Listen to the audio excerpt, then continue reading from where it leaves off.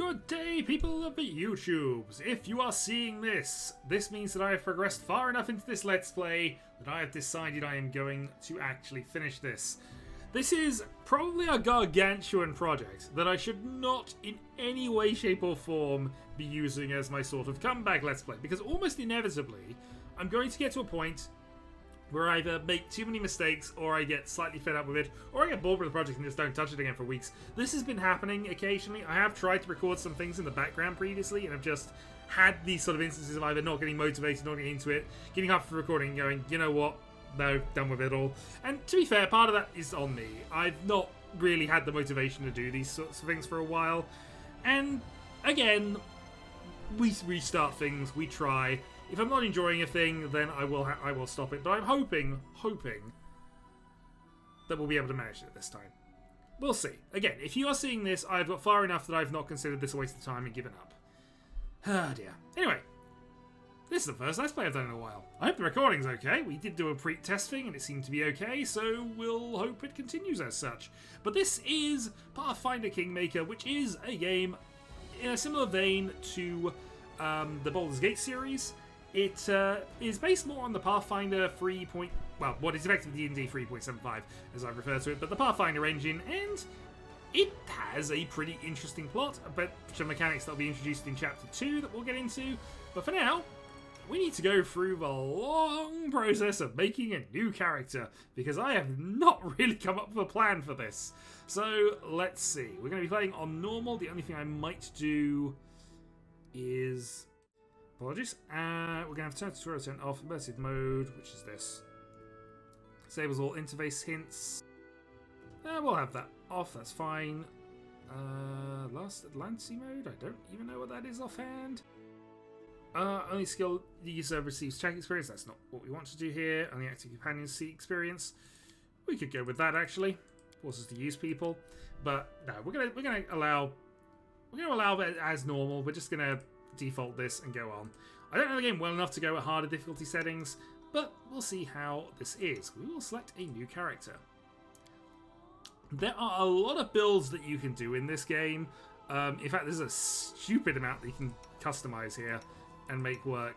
We, however, are going to go with this guy, and largely because we're probably going to be playing as an Asimir, who is a sort of descendant from celestial beings. There are, of course, those descended from other things that we could go into, but I think we're going to go Asimir for starting this. There's a few reasons for this, but largely because I kind of like the portrait, and honestly, I like to match the portrait as much as I can. So, hairstyle, we'll go with... that seems similar enough. Maybe?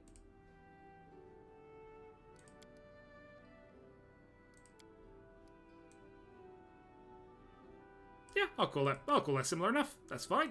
I'm fine with that. Skin tone is fine. Body type, we're going to go Finn, because unfortunately that's the way it works. Oh, I had a female character on there. That might have been one thing that was slightly different. Alright, fine. Let's find the hairstyle again then. Well, the hairstyle worked on that one. We should have gone with it. Oh well, we'll go with that. No beard. And there we are. Alright. Gold, right-handed or left-handed. Don't suppose it matters. Onwards. Alright, class progression. We have a bunch of classes that we can pick from, and even within these classes, we have additional things we can go to as well. We could... I mean, one of the classes I tend to build a lot when I'm just playing this randomly is a Mystic Fruge, which is basically a hybrid spellcaster, divine spellcaster. So I get a ton of spells, I need all the hotbars in the world, and I basically just cast a bunch of spells all game. But equally, I should go for something that's a little more melee focused potentially, or maybe something that's more thief related, because, you know, rogues are good. Rogues are very good. We go for a knife master and just start stabbing people to death. If we get, actually, one of the characters we can recruit in this game is Knock Knock, who eventually gets a bunch of high-powered kukris. So maybe we go with a Knife Master to start with. Eldritch Scoundrel's partial spellcasting effects, which is quite nice, but I think we'll go for Knife Master. So max the sneak attack bonuses out and see what we get to. Eventually we'll want to take dips into various things. Monk is usually a good thing to go into initially because this gives you a bunch of defensive skills. Not the sensei. Additional feats, AC bonus based on wisdom, some additional monk proficiencies, which does not include the kukri as far as I can tell. It does not. But obviously Standing Fist, improved unarmed strikes, and there was something else as well. I mean, Scale Fist Monk I kind of like randomly for taking into things as well, because we can then go into one of the monk styles is, I think, or at least one of the monk feats you can pick up is Crane Style, which is the defense boost, again, to make somebody basically unkillable. What does Druid get us? Other than Nature Sense and a bunch of stuff. Gives us a Animal Companion, which is always a nice thing to have just randomly dotted about.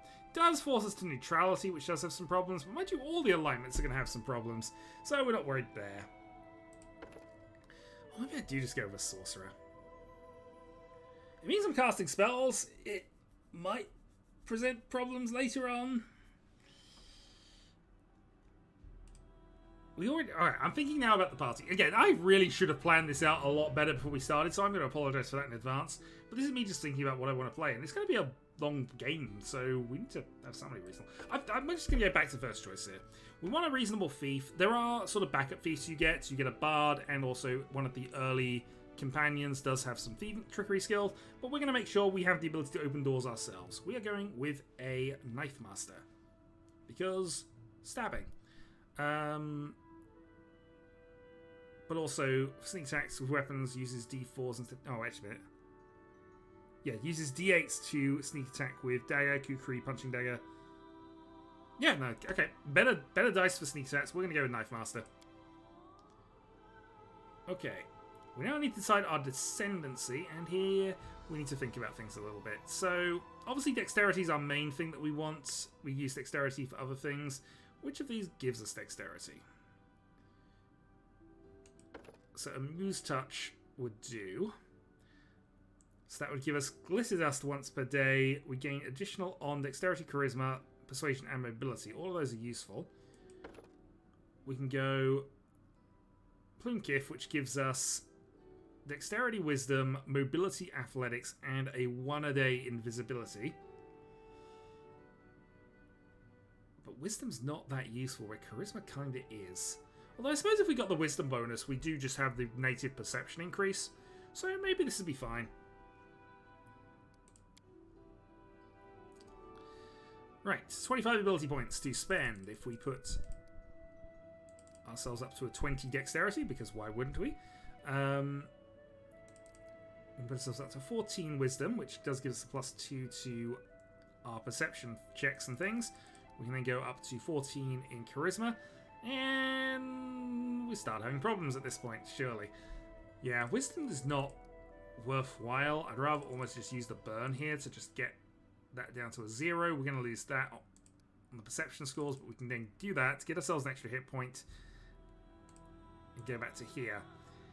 If I go Constitution 10, make ourselves a bit more fragile, we get 1 extra skill point, which is fine. Gives us a couple of knowledge points here, but that's mostly what we're buying it for. I'd almost prefer to take the extra wisdom, even though I don't think we're going to be using it for much. So we're going to go with that, and I'm going to go for an extra point of Constitution. Maybe first level we'll grab the extra one, see where it goes. But Dexterity is going to be our main thing here, especially since we have Finesse and we want to just basically be maxing out this as much as we can. So we go with that. Our skill points then, we're going to take Use Magic Device, Persuasion, Perception. We're going to take Trickery, and we are going to take Mobility to allow us to move out of combat with a reasonable shot at that. And also because it's our best skill at this stage. Also, just having somebody with a high mobility score is pretty useful for things we will get to a bit later. So, skill-wise, I guess 2 weapon fighting is a reasonable start point. We're probably going to be wielding double-wielding knives here.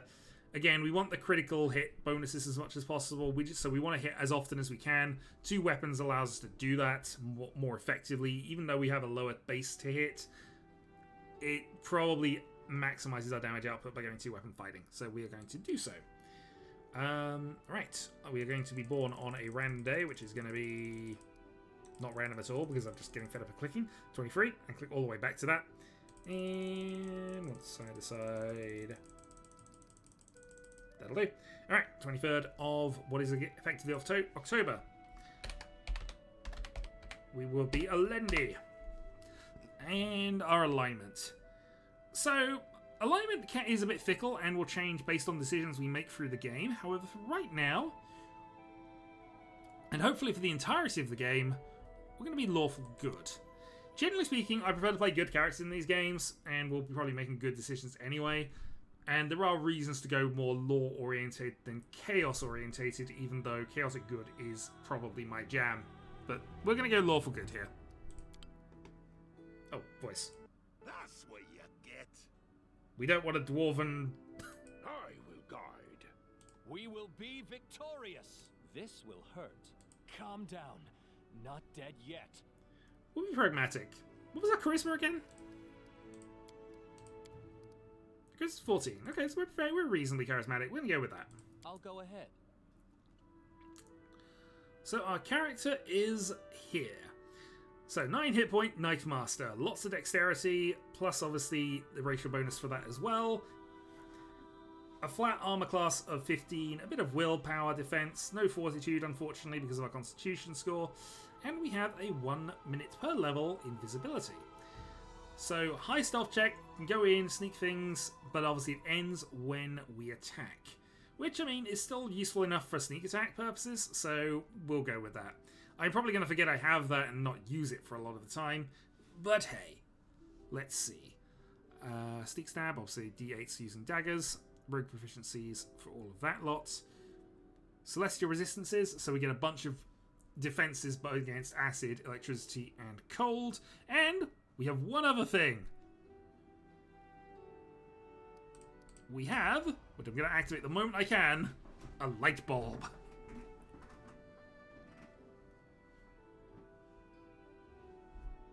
Which is actually the main reason I tend to go with Ace Mirror in this game.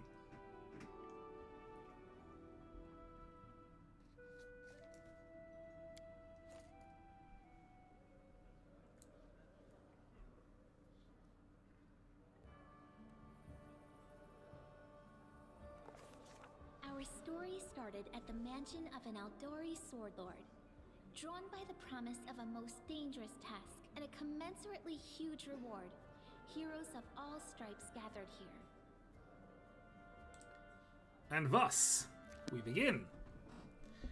So the game is basically being told through the novelization of it, basically, which one of the characters here will be doing. This is taking forever. It didn't even say what this was for, just that the Aldori were looking for heroes. Who are the Aldori anyway? Rich folk? Pretty rich. If you can't be patient, no one's keeping you here. Just go back to your mountains or whatever hole you crawled out of. The Aldori Sword Lords run the premier school for the dueling arts. They're also the richest and most influential group in this part of Brevoy. Take that tone with them, and they'll teach you some manners pretty quickly. So as the game goes on, we'll get a bunch of hints about locations, areas, and basically knowledge that we have. I'll try to remember to hover over it as we pass it each time it comes up, but a lot of these will be repeated, so even if I do miss one, hopefully there'll be an explanation at some stage. All right, you purple toad, just shut your trap.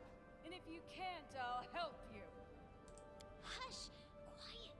They're coming! And there is Lindsay, our storyteller.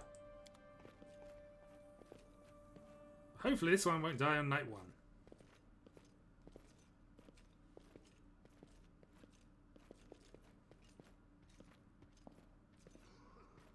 Greetings, everyone. I am Sword Lord Jamandi Aldori, and this is Lord Mayor Yosef Selimius of Restov. Welcome to my mansion. We thank you from the bottom of our hearts for responding to our call. You may be few, but that's unavoidable. We need only the best of the best for this task. And I see true heroes before me, strong and fearless, exactly what Restov needs. Thank you, Lord Mayor. Now, to the point.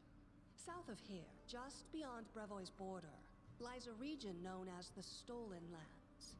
This is disputed territory, And while it's long been claimed by nearby states, it's never been truly taken.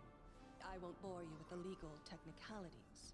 Suffice to say that anyone with enough courage and power to seize the stolen lands and name themselves Baron or Baroness, claiming dominion, well, none of the neighboring states would be able to challenge it. Of course, Restov would be first to recognize the legitimacy of this new state, as well as the noble title of its founder. There's a few potential problems here. Interestingly, none of the neighboring states would legally be able to challenge it is an interesting one. But, yeah, legal technicalities, you say. Unfortunately, one serious obstacle stands between you and this title. A gang of bandits holds sway in the stolen lands. Their chief, who they call the Stag Lord, considers himself the rightful owner of these lands, and no one has yet been able to challenge his power. Bring me his head, and you'll be able to return to the stolen lands as their legal ruler. Any questions? Are we just putting down a bandit invasion in a neighboring kingdom? Why not just recognize the Stag Lord as Baron? That's a good point.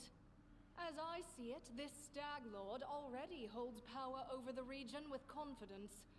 Many noble bloodlines were started by bandits who just got lucky, weren't they? Perhaps because we do have standards to maintain.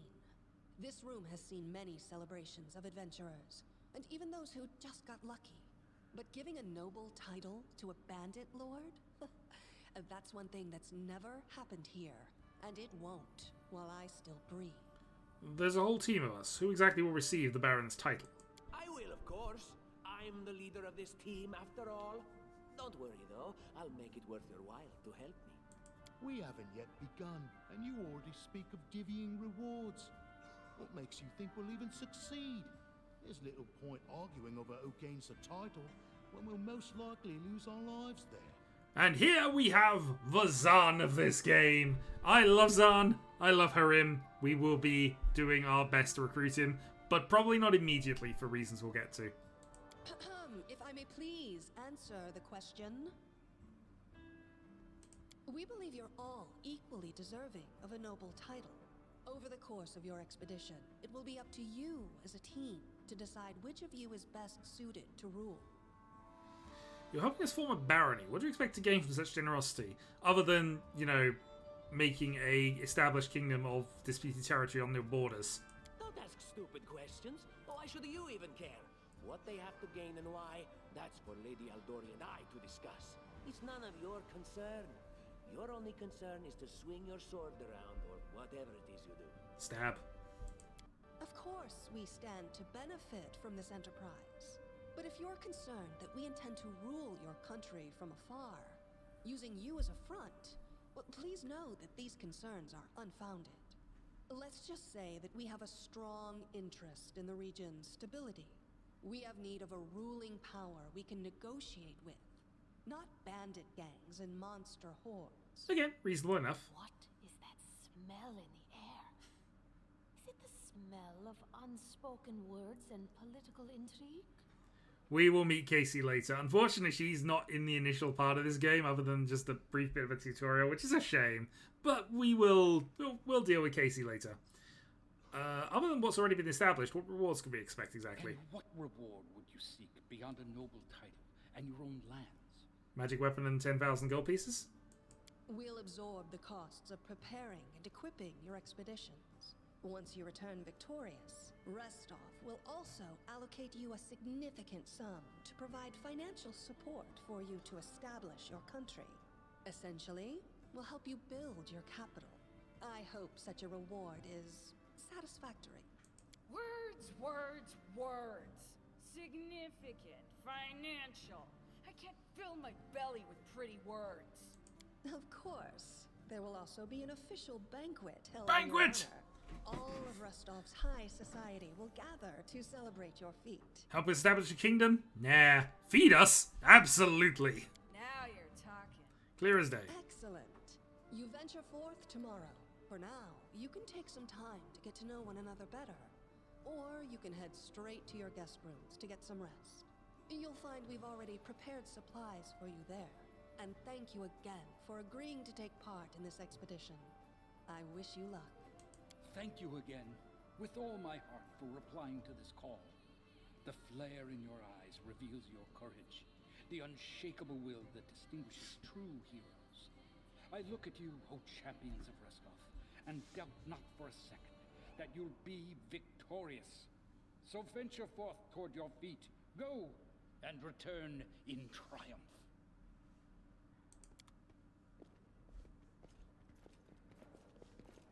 Hi, my name's Lindsay.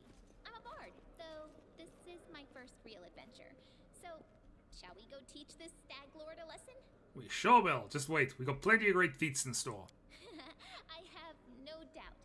Kind of related, I wanted to ask you something. How do you feel about this Tartuccio fellow? I think he's pretty obnoxious personally.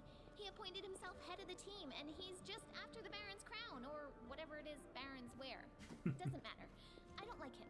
I think you should be team leader. When I first saw you, I couldn't help but think, now here's a real hero. Someone who'll be praised in poems and songs. This is the person I'll write my book about. I was trying to rotate the camera just to try and confirm things, but, What, a book? Damn, I should have led with that. Please, just let me explain. You know what the trouble with most heroes' biographies is? They're always written years later, based on the tales of, best case, people who saw things from the outside. Worst case, someone heard about it from their brother, who heard it from their friend, who heard it from their cousin, and so on, adding a new batch of lies each time. Every time I read about a heroic journey, I think to myself, why didn't they just bring a bard with them to write it all down properly? And then I thought, I could be that bard. I just needed to find a suitable hero and volunteer to follow along on their glorious adventure. A great plan, huh? And here we are, with a heroic journey lying before us. Who's going to be the hero?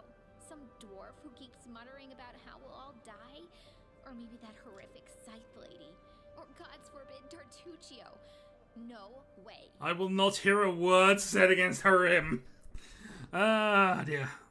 Not a bad plan. It's settled then. I'll accomplish the feats with Harim by my side, and you'll write all of them down, including his comments about death. Deal. There we go. All Established. Right. I'm going to my room to write about tonight. See you in the morning. Alright, and thus we are here. Let's quickly go and have a look at what we've got in terms of inventory. We have a punching dagger. That's it. So we're also going to have a torch. Also move ourselves to this weapon set.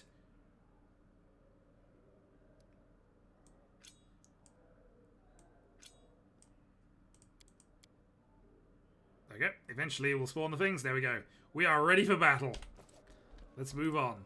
But also, we don't even need that, because we can do this. And now we have the double light things. Also, I can't rotate this. I was trying to rotate it around for things.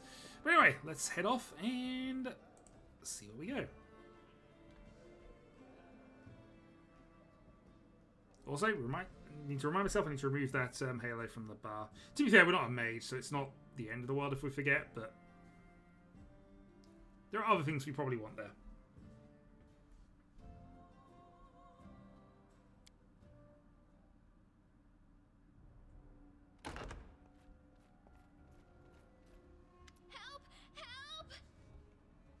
What's going on? The mansion's under attack. We need to help. Some villains broke in and started killing everyone. I barely made it. Hurry, we have to help the guards fight off the attackers or we'll all be cut down one by one. Well, there's one. Alright, let's go.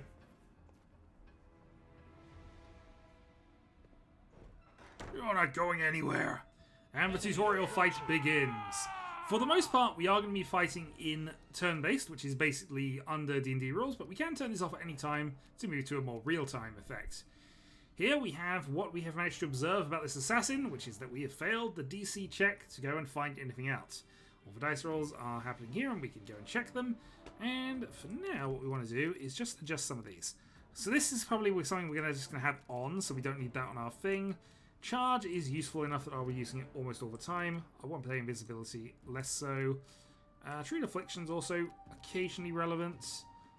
We have Demoralize as an effect. using persuasion. We're probably not going to worry about that too much.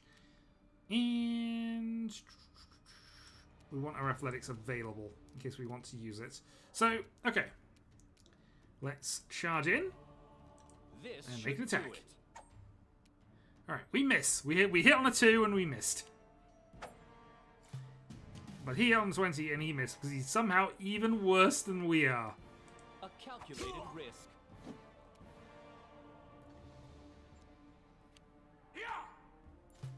This will hurt. But yes, it is a tutorial fight. We are not supposed to be able to lose this. And we pick ourselves up a dagger. And some chainmail, which is quite nice.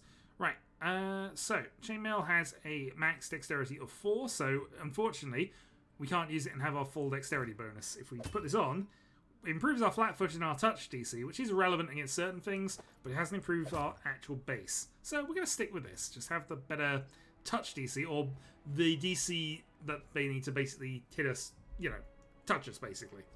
We're going to replace this with another dagger. We're also not going to equip the crossbow because I don't think we're going to be doing that. We're definitely more melee based here. Alright, so we are set up. We don't need anything there. Is there anything in here? Not at this point. We enter and we go out. We're then going to head back to here. And we're going to loot the things. Because loot. Always loot. Assassins are already here. Follow quickly. They got someone. We have to help. Oh no, wait, it's Tartuccio. We don't have to help him at all. What shall I do with this one? We'll finish him later. He won't get away. Alright, so enemies have the red circles, allies, or people we're not directly controlling, are in yellow, and we are in green. And this guy has moved right into range for me to double stab him. And he is double stabbed.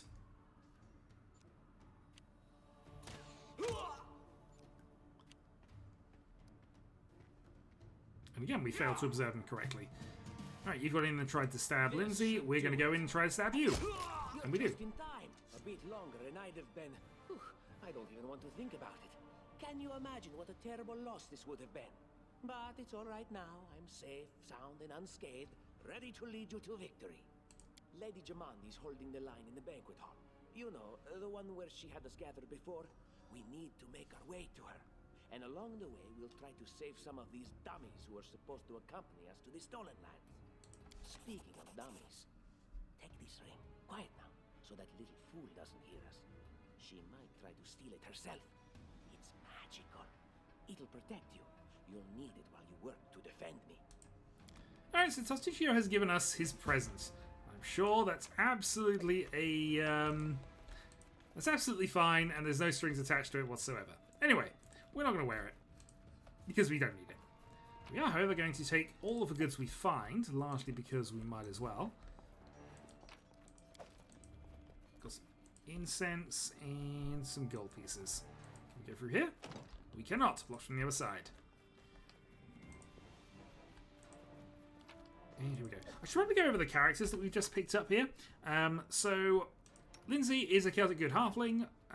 Reasonable-ish stats, obviously built towards dexterity and charisma, because, again, ranged bard. Both of those makes a lot of sense.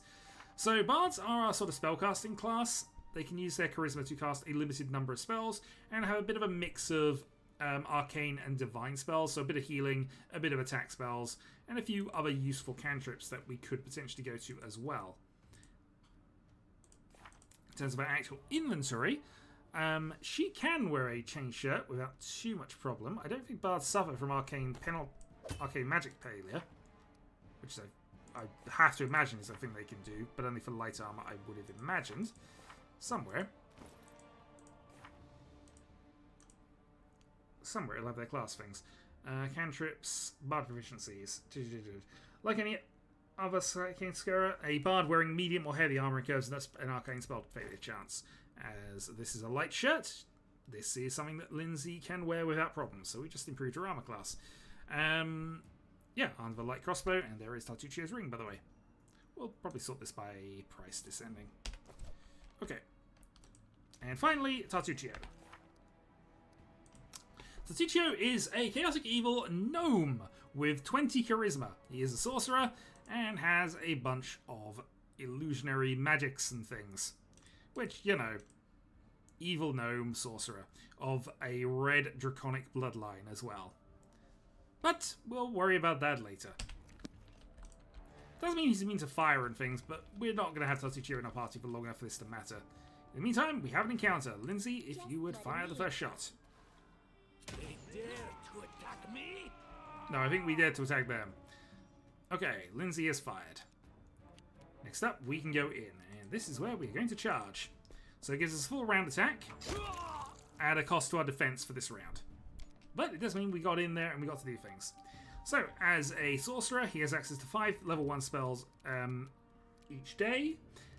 So we could use these now, and we're probably going to start using them now. We're not in the mood to conserve Tatsuchiro's magic here. Serves you right. Okay, space to end, and then hopefully we move in and double stab. I haven't really got into the mechanics of how the combat works. Oh, we get some healing potions out of that. That's quite nice. This was the blocked door, which we can't open because apparently it's blocked from both sides. Work that one out if you please. Pick everybody up. And let's go and open up. Can't believe it. That could have been us. Alright, some more stuff. Well, their adventures have certainly come to an end.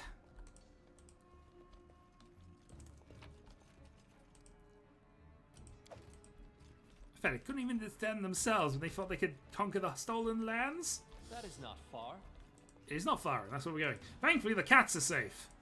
But we are going to steal all their food and the salmon, the trout as well, so maybe the cats aren't safe for very long. Who's a real evil person here? Alright, we got 35 gold and another silver ring.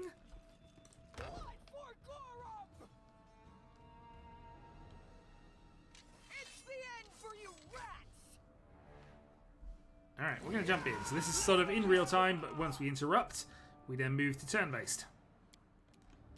Alright, Lindsay, if you would shoot this assassin, please. So in combat, you get a 5-foot step, a move action, a standard action, a free action, and a swift action each turn. Obviously, attack counts as a standard action. You can move action in both, so basically a 40-foot movement. We are going to, however, just move to here, and then we're going to cast a spell, which is a standard action. Most of them are standard actions, admittingly, but we'll worry about ones that aren't later. And fire another magic missile, which downs that one. Assassin stabs for 1. Emiri is not on our side, has already gone rage, and has dropped it. As it should be. Dropped that one in 1. Oh, it's you. Stay up from under my feet or I'll strike you down. Blood for Gorum! More blood for Gorum! I think that's exactly how heroes should be. What? Stupid, sweaty, and always looking for something to gobble up or lop the head off of? Calistria, save me from such heroes. Well, we shall see. Definitely a conflict of interest between the party at this point, but or at least a difference of opinion in the party at this point. There they are, the assassins! All of them, apparently. There's your last chance. Drop your weapons and we'll spare your lives. So generous. I'm afraid I cannot offer you the same courtesy. Hey, you ugly mug, get them. Well, hold it. They have a storm. They have a frost giant. Why do they have a frost giant? Well, I can understand why we're not entering at this point, but why do they have a frost giant?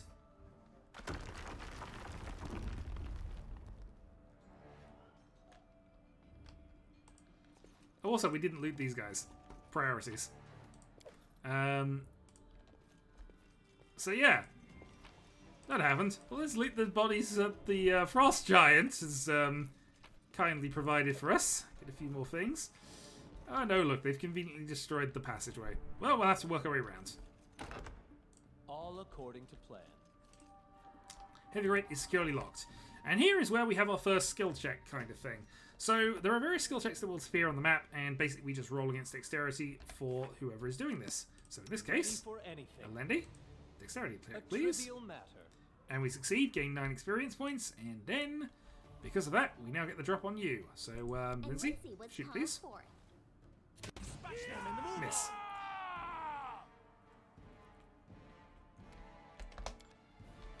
Alright, we are going to charge this assassin, because this one is not armed with a bow. Sneak attack 10. So, yeah. So in terms of our damage calculations there, 1d4 plus 1 piercing plus a 1d8 from the sneak attacks. Rolling d8s for sneak attack, pretty decent.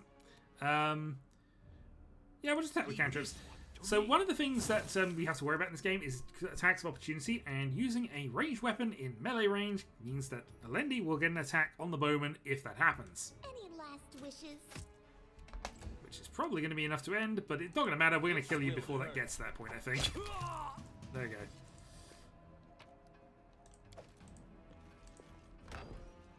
Okay, we enter here. An armory. I'm sure Jumanji wouldn't mind if we borrowed some weapons. Sure enough. Now, there is a lawful act here versus chaos. And it's whether you go and open this armory up. We are going to open the armory up. It is finished. I think because you have to, actually. I think the key's in here. But it's whether you take things. And we are gonna take things. Because honestly, there's not too much penalty here for doing so. What this basically does in a lot of ways is overcome the party. But, you know, to such an extent. But we did need to get in here and find the key. The question, though, is around this. What have we here? This chest is full of gold. I guess it's for the guards' salaries, all things considered. Well, those freeloaders don't seem to have been working too hard for it. Maybe we should pocket it instead. What? No, we're heroes, not thieves. Who said we were stealing it? We'll just take the gold for safety so the assassins don't get it. And then we can heroically return it to Jamandi when this is all over. No distractions. If you haven't forgotten, they're trying to kill us. Finally, a voice of reason. Do what you want. I don't care. It was just a suggestion. But there's a lot of money in that chest, and with all these bandits running around, it wouldn't be any better if they stole it. Probably not. I think you can actually steal that without a penalty, but we're not going to. We're going to try and play this somewhat straight, even though we have just raided the entire thing. So you'll notice here that we now have encumbrance penalties. So what this does is it lowers our travel speed on the overworld map, and it means our fatigue period, or the time it takes for us to become tired and start suffering strength and dexterity penalties, is only 5.3 hours. So we have to worry about that as we go. Meanwhile, let's make sure there's nothing else around here. There isn't. And we head up here.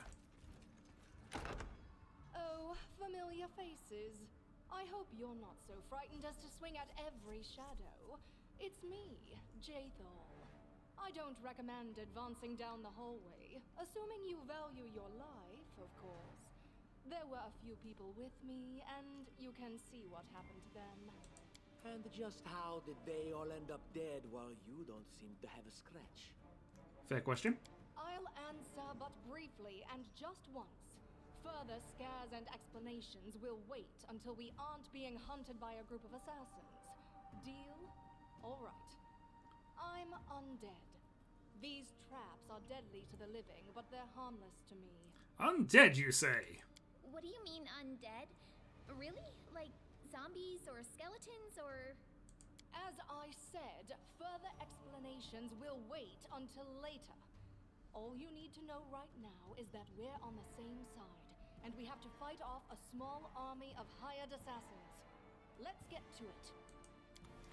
Okay, so we now have Jathal into the party. Ominous Alliance.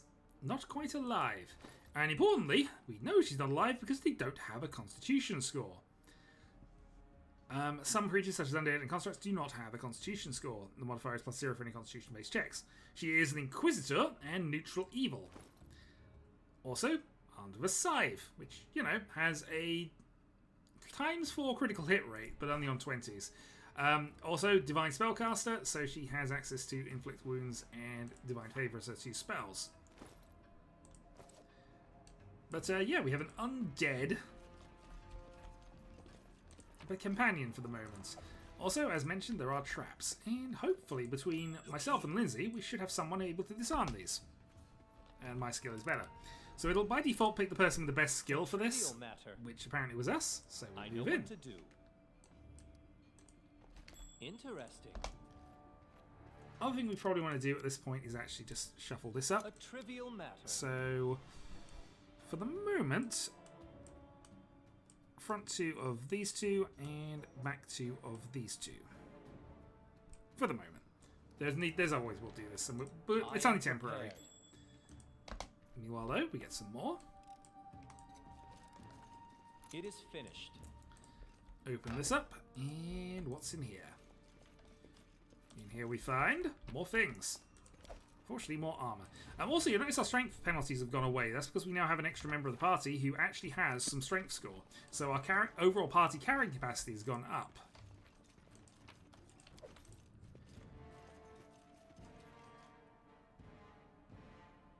What are you dallying for? I'm telling you, Jemani, cash has to be here somewhere. Well, hurry it up before... Stop! Someone's coming! They dare to attack me? I think they attacked the door more than us, but sure. Elendi then. We could try and charge, but... Oh no, actually. No, that one's fine. We charge you. Stab, sneak attack. You get a sneak attack if you hit somebody flat-footed, and until they act, they are considered flat-footed. So, additional damage. This is where I step in. Also, if we are 2 versus 1 in melee, that will also count for that sort of thing as well. But for now, we get stabbed. And we get clubbed. Tartuccio, magic missile. Hit for 5, and then scythe time. You don't have the speed to make it there, so you're just going to get into range. Stab, Let's stab. try this way. And that was a sneak attack again, 2 versus 1. Serves you right. That is a miss. Counter attack for nothing and miss. And I think now we'll start using our cantrips up. We'll save the last 2 for the last encounter. Wretched things. And slice. Okay, well apparently there's a secret cache, and we're going to open up, and I think we'll save it here. We're at about 40-minute mark, in fact 42 minutes. So this seems reasonably length for a video. Next time we will finish the tutorial, and we'll see how this goes. So, until then.